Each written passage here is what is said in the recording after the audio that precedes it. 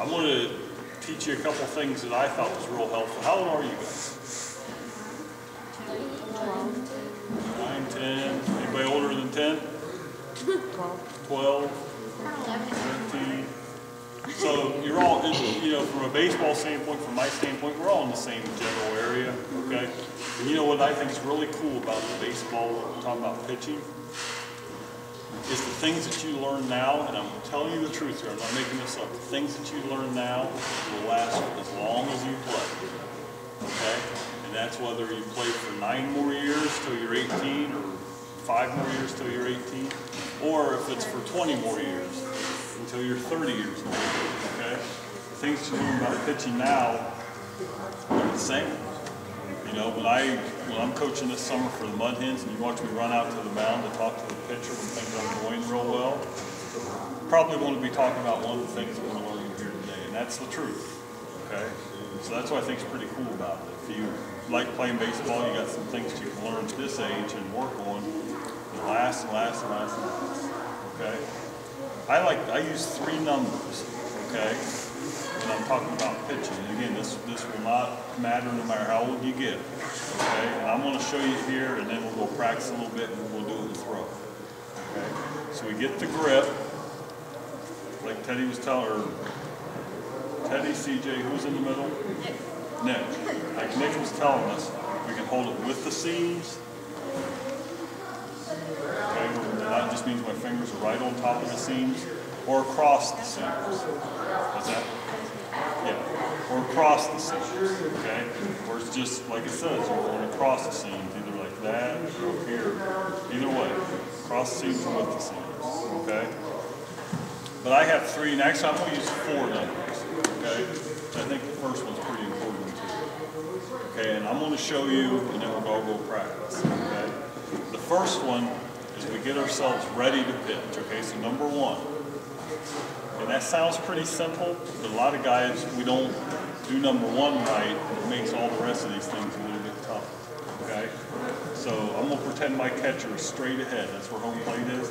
You guys can watch me, but I'm pretending to now down there as the catcher. So number 1 is I'm going to point my toes right where I want the baseball, okay? I'm going to point my toes right at the catcher. My feet, and I'll help you guys with all this, you don't have to remember all of it. My feet's going to be about shoulder width apart, okay? So it's not like this, and it's not like this, okay? My feet will be just about shoulder width apart, toes pointed towards the catcher, all right? Now here I think is the important part. Now I'm going to look athletic. What's athletic mean? If it's not this, it doesn't look very athletic to me, okay? It's going to be somewhere in this area, okay? Does anybody here play basketball? Okay. It's pretty similar to like you're getting ready to shoot a foul shot, okay? We don't shoot foul shots with our feet, or with our legs straight, our feet together, okay? We shoot a free throw, we bounce it, we get somewhere in this general area we're ready to shoot, okay? That's kind of where I think we start pitching, because to me that's athletic, okay? Okay, so number 1, I'm going to point my toes at the catcher, my feet are going to be shoulder width apart, and then I'm going to get athletic, and I'll help you with that. It's a little bit of knee bend, just where I feel like I'm balanced up pretty good. Okay? Question. Number 1. Okay. Number 2, it's the balance point. Okay? And what that's going to be is after I get to number 1, I'm nice and athletic. I take my step, and number 2 is going to be this part right here. Okay? Where I can stand. Is there anybody here that's left-handed? Okay. You're going to be standing on your left foot, okay? The rest of us will be standing on our right foot. But the balance point is just what it sounds like, where I feel like I can be balanced, okay? So number 1, and then number 2. And I'm going to help you with that as well. Our knee should be waist high, or maybe a little bit higher to balance. Okay, so it's not down here. It's either waist high or a little bit higher than that. Because this is where we'll start generating some power. All right? Okay, so number 1 is I get athletic through my stance. Number 2 is I get to my balance. Number 3 is the stride, okay? And we're going to try to stride right where we want the baseball to go, so it'll be towards the catcher. What I see a whole lot of is we get here, and instead of stepping right towards the catcher, I'll see a lot of this. Okay, where we step what we call open.